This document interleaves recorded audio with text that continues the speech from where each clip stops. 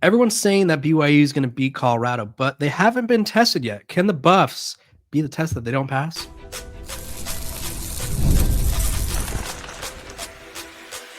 You are Locked On Buffs, your daily podcast on the Colorado Buffaloes, part of the Locked On Podcast Network, your team every day. Welcome to Locked On Buffs. I'm your host, Kevin Borba. Today's episode is brought to you by our sponsors over at Mazda. You could just move through life, or you could find the things that move you. It's your choice. You can choose to get out there, choose your people. You could choose to go for it. Like, really, go for it. Just choose to do something that moves you. Mazda crafts cars for those who choose to do simply more to do more than simply move. Mazda, move and be moved. Like I said, I'm host Kevin Borba. Joining me today is Kyle Ireland of KSL News Radio. Kyle, we did a little home, and you got to pepper me about the Buffs, and now I get to pepper you about the Cougars. And I think a lot of people on paper are saying that this BYU team is better than Colorado. I think a lot of people are just like, automatic win for BYU. We're on to whoever they play next week, right? And I think for Colorado, it's like, okay, wait a second.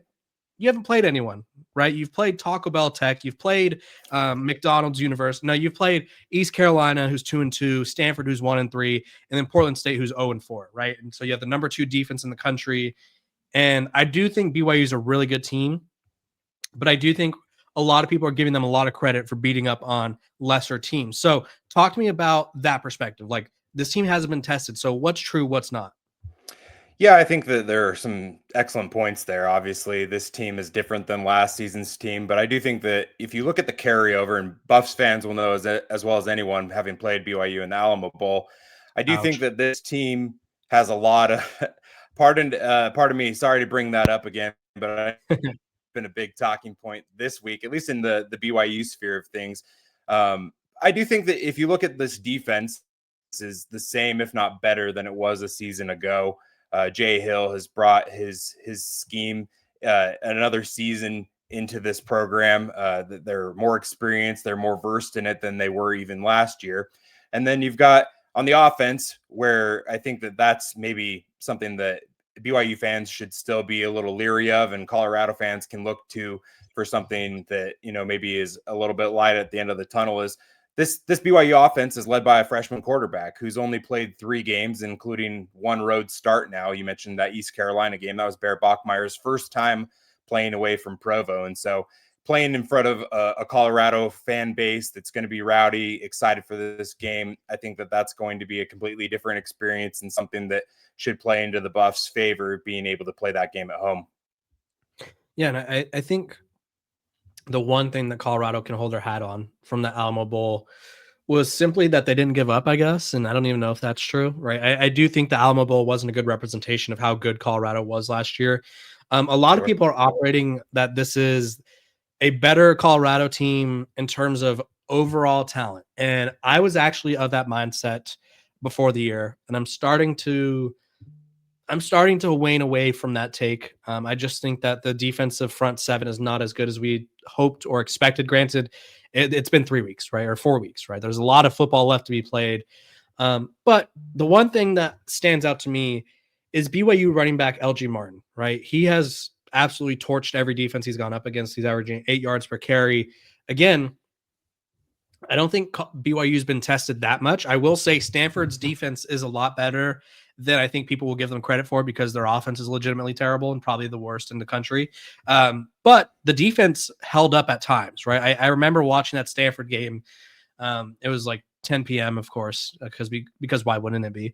And Stanford was keeping it close for, I would say, the first half, and then their offense just sort of, you're on the field so much. It's like one of those things where it's like, okay, BYU just kept going at him, and eventually they broke.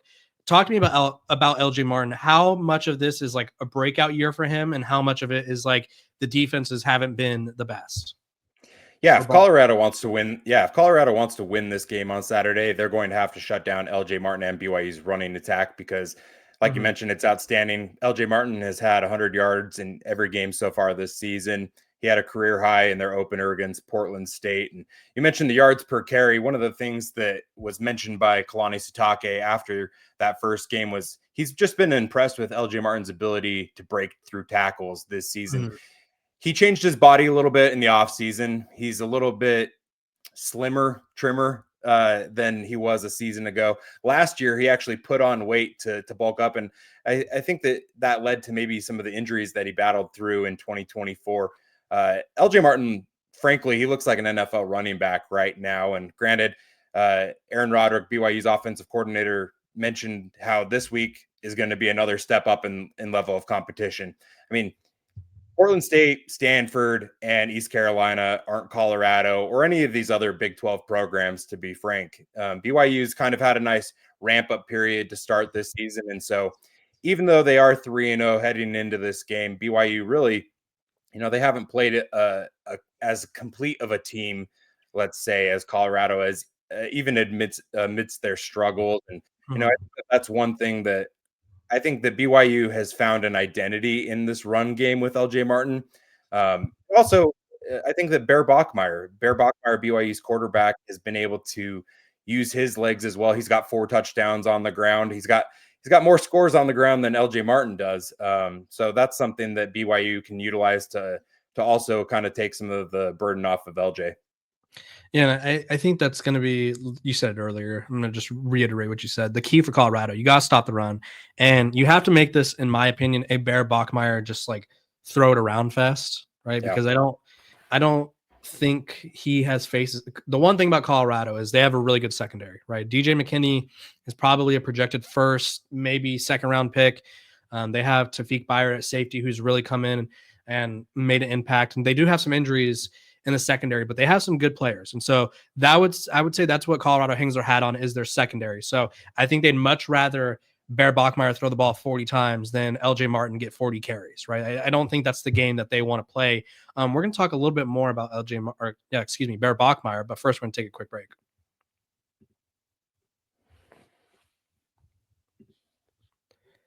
This episode of Locked on Buffs is brought to you by our sponsors over at DoorDash. It's almost the weekend, so it's time to look back and crown this week's MVP on Who Delivered, powered by DoorDash. Just like you can win every Saturday, DoorDash Streaks saves more every time you order. These players delivered when it mattered most. Let's break it down. For Colorado, I'm going with Caden Salter, right? He gets benched. He comes back in, totals almost 400 yards of offense, right? He just had that signature Caden Salter game that I think we were all expecting. So, and just like Caden Salter was delivered for the Buffs, DoorDash delivers your Saturdays with DoorDash Streaks. So use the terms, keep the streak alive, fuel your game day only with DoorDash. Terms apply.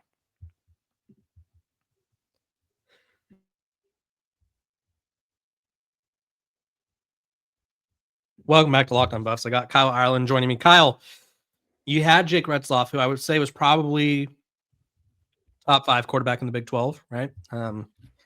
And all of a sudden, he breaks an honor code violation, or commits an honor code violation, and is at Tulane. And it's like, okay, so we have McKill Haysted, we have someone else that's been with the program, and we have this freshman who wears number 47, joined in fall camp, and all of a sudden, Bear Bachmeier is kind of like a little bit of a star in Provo. Talk to me about what you see as the biggest difference between Retzloff and Bachmeier.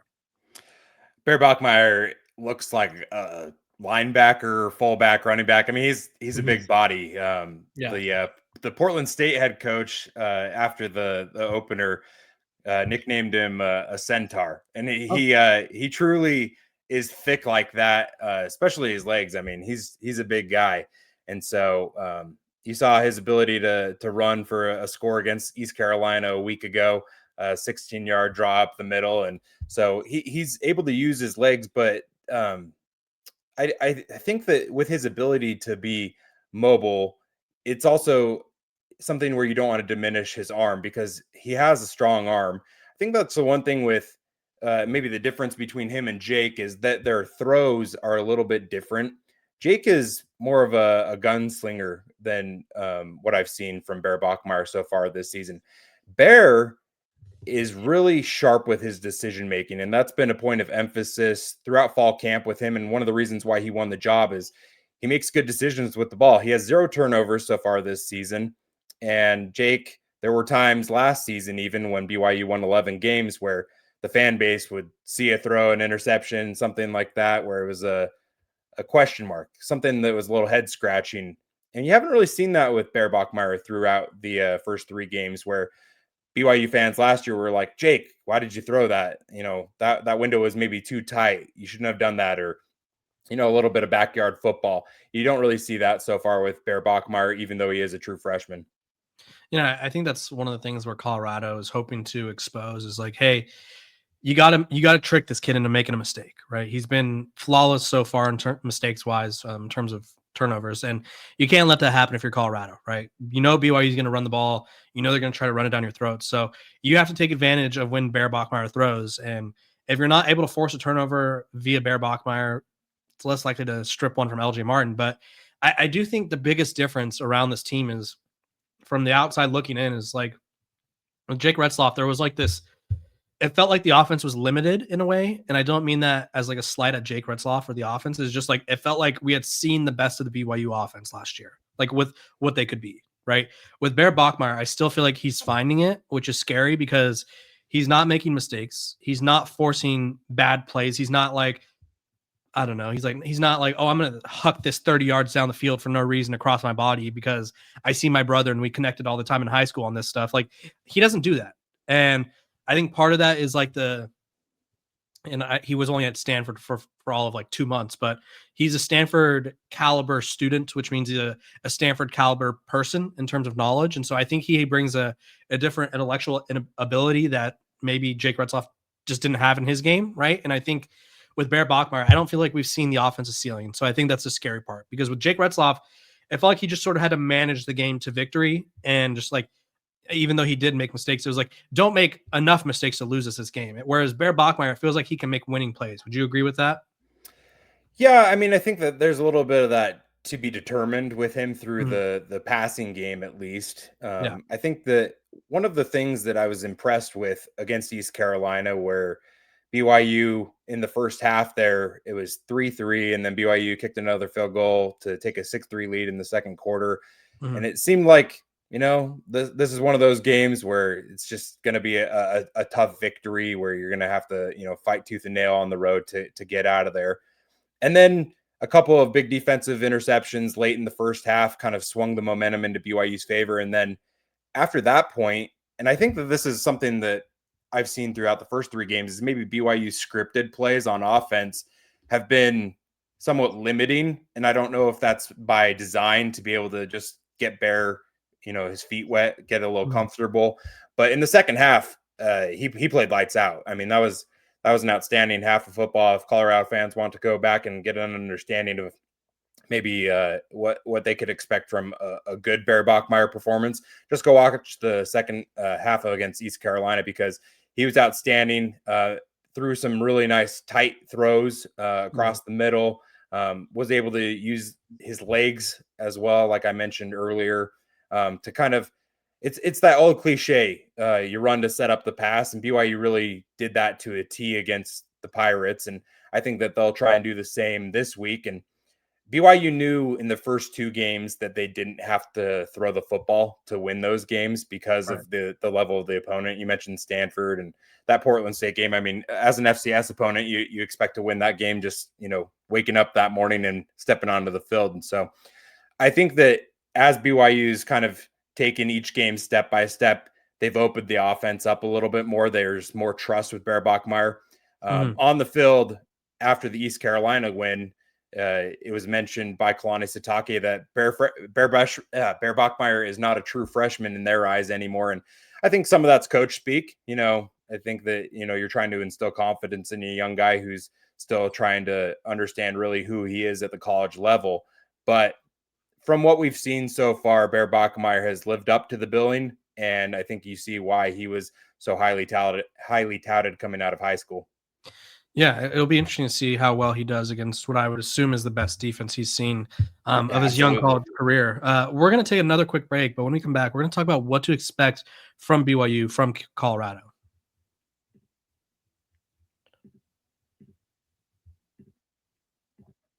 This episode of Locked On Buffs is also brought to you by our sponsors over at 5 Hour Energy. Caffeine just got a flavor upgrade. 5 Hour Energy shots deliver tasty caffeine in 17 bold flavors. Each 2-ounce shot pack packs the caffeine of a premium 12-ounce cup of coffee. So you also get some plus B vitamins. Wow, that was a sentence there. And nutrients with 0 sugar and 0 crashes. What I love most is how portable they are. Big taste, tiny shot. You can take it anywhere and get the boost you need. So they have all sorts of flavors.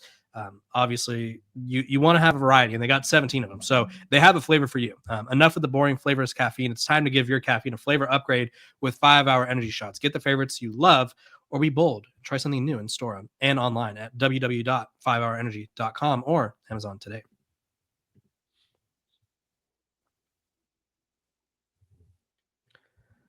Welcome back to Locked On Buffs. It's me, it's Kyle Ireland. Kyle, let's talk about what to expect, right? We've seen this BYU team beat up on inferior opponents. What are you expecting against their first test of the season? Like, what are you expecting to see from this team?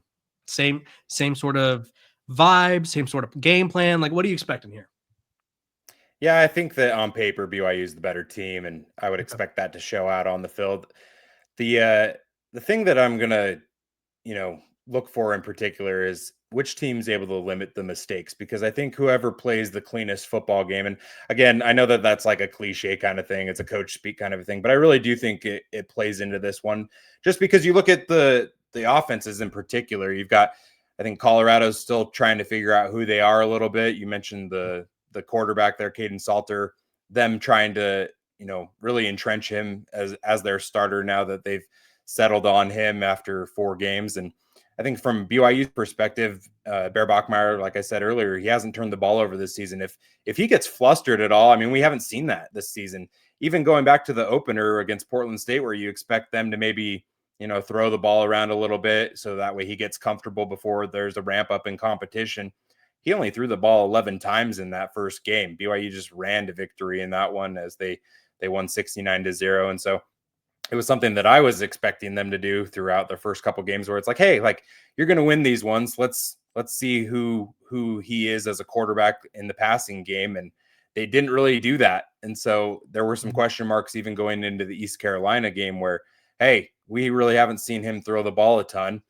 But I think that whoever plays cleanest, whoever doesn't turn the ball over, is going to end up probably coming out ahead in this one, because BYU's defense, to be frank, is excellent. I mean, I think that there's a number of guys on that defensive line who have got a shot at playing at the NFL in the next level. I think that Keanu Tanavasa, who played at the University of Utah a season ago, transferred in, and he's a leader on this defense, and he's been outstanding on the defensive line throughout the first 3 games. You've got Jack Kelly and Isaiah Glasker at the linebacker level, who might play on Sundays as well. They're super talented. Jack Kelly had a couple of sacks a week ago. And then on the back end of things, BYU's cornerbacks hadn't been tested in the first 2 games. And then against East Carolina, Evan Johnson ended up having 2 picks, including a pick 6 to end the first half there. And so Buffs fans will remember him, as he had an interception in the Alamo Bowl as well. So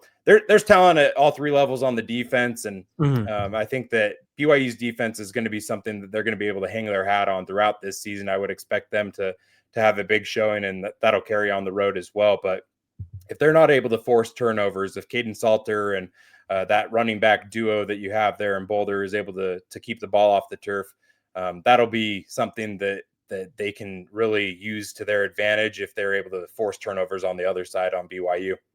Yeah, I would say for Colorado, I expect them to load the box. I expect them to like fully commit to stopping the run, because they haven't been able to. It's like you got to get dramatic, and Colorado loves man coverage, right? So they trust their corners out on the island. DJ McKinney is a corner who's probably first, second round pick caliber guy. They trust them. So I think they're going to fully just like commit to slowing down LJ Martin. Whether or not that works, we'll have to wait and see. But I do expect this game to be interesting, right? I don't think there's any bad blood between these 2 programs, but I do think there's a sour taste left in Colorado's mouth. So we'll see if they can avenge last year's loss. Kyle, tell the people where they could find you, what you're working on. Yeah, you can follow me on X at Kyle Ireland. I host a podcast called Royal Cougars, covering the BYU program. And then every Saturday, I also, alongside my co-host Mitch Harper, we host a radio show on KSL News Radio called Cougar Sports Saturday, where we, obviously during football season, for the most part, are covering the games that are being played later on that day. So if you're interested in hearing my thoughts in detail, more so on Saturday, you can tune into that as well. Yeah, and you guys know where to find us over here at Locked On Buffs. We're free and available wherever you get your podcast. So make sure to like, subscribe, and follow. And I hope all of you enjoy the game tomorrow, because it'll be a good one. See you guys.